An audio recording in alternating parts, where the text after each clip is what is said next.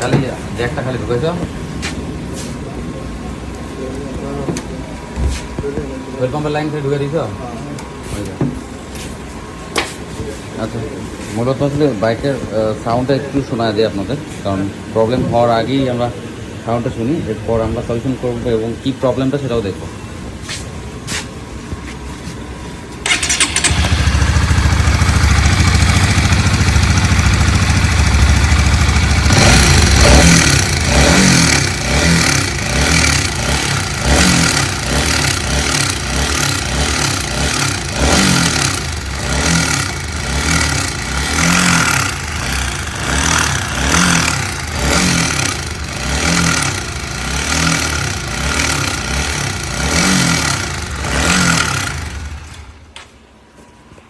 যাই হোক, বাইকের সাউন্ড ছিল এটা।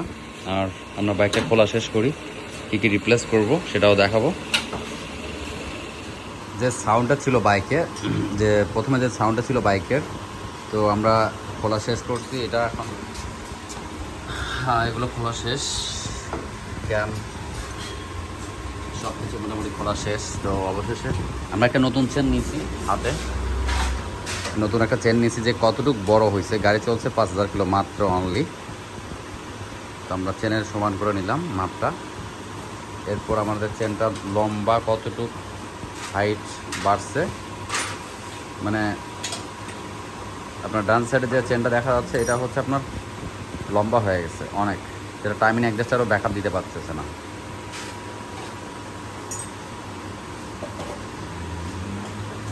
কতখানি শর্ট, লম্বা হয়ে গেছে অনেক।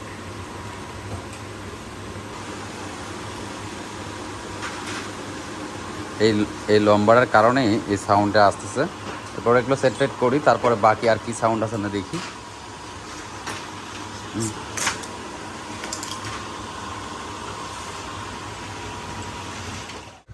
আসসালামু আলাইকুম। বাইকের যে সাউন্ডটা ছিল পুরোটাই ছিল হচ্ছে টাইমিং চেনের কারণে বাইকের সাউন্ডটা নষ্ট হয়ে গেছিলো। মনে হচ্ছিল বাইকের অন্য কিছু নষ্ট হয়ে গেছে বা ভেঙে গেছে বা খুলে গেছে, এই ধরনের সাউন্ড লাগে। তো ভয় পাওয়ার কিচ্ছু নয়। তো আপনারা সিরিয়াস যারা চালান তাদেরকে বলি যে এটা জাস্ট শুধু একটা টাইমিং চেনের জন্যই এই সাউন্ডগুলো হয় বাইকে মূলত। এবং এই হচ্ছে বাইকের সাউন্ডটা শোনা দিই।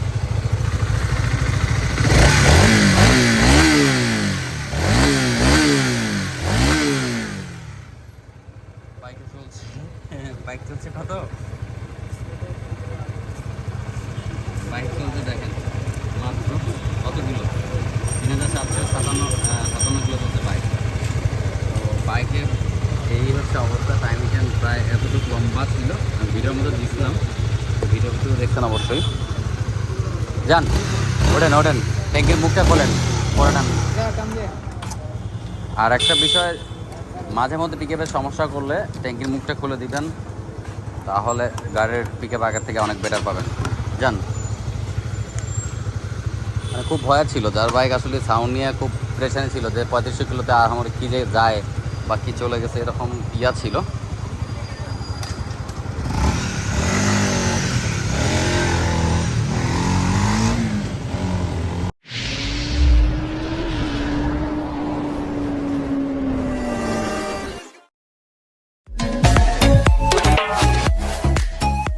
যদি এফআই মোটরসে আসতে চান তাহলে ঠিক উত্তরা হাউস বিল্ডিং এই জায়গায় আসবেন। নর্থ টাওয়ার সামনে সাইড, পিছন সাইড হচ্ছে সাইড গান, এর বাম পাশে হচ্ছে আপনার হাতের এটা হচ্ছে বিজিবি মার্কেট, গাড়ির পাশে দেওয়ার মার্কেট। আপনি যদি চান তাহলে এরকম মার্কেটের ভিতর দিয়ে আপনি ভিতরে ঢুকলেন এবং গলি দিয়ে ঢুকে বের হয়ে এরপরে যে গলির রোডটা আছে এটাকে বলা হয় 35 নম্বর রোড। এবং মাস্কো প্লাজার দেখা যাচ্ছে ডান সাইড, এটা মাস্কো প্লাজার পিছনের সাইডের রোড, পিছন সাইড এটা 35 নম্বর রোড আমরা যেটা আছি। এখন আমি ঢুকতেছি সেক্টরের ভিতরে, আমরা যাব হচ্ছে 33 নম্বর রোডে। ওই রোডে গেলেই পেয়ে যাবেন দোকানটা। তাই দেখাচ্ছি আপনাদেরকে, সামনে যে মোচরটা থাকবে সেটা হচ্ছে 34 নম্বর রোড, 4 রাস্তার মোচর যেটা পাবেন এটা 34, এটা 34 নম্বর রোড। আর দুই পাশেই, আর সামনে আমি সোজা যাব, ডানে বামে ঢুকবেন না। এরপরে যে সোজা যাওয়ার পর আপনি কিভাবে এফআই মোটরসে আসতে পারবেন, ঠিক সামনে আশেপাশে দেখতেই পাচ্ছেন, এর পাশে বাম সাইডে আপনি ঢুকবেন, এটা হচ্ছে 33-এর এ। আর এটা হচ্ছে 33 নম্বর রোডের এ। তো বাম সাইডে ঢুকলেন, ঢোকার পর এই রাস্তায় আপনি হালকা একটু সামনে গেলেই আপনি এফআই মোটরসটা পেয়ে যাবেন। খুবই ফাঁকা একটা জায়গা, ফরওয়ার্ড, শান্তশিষ্ট। এখানে আসলে আপনি এফআই মোটরসটা পেয়ে যাবেন।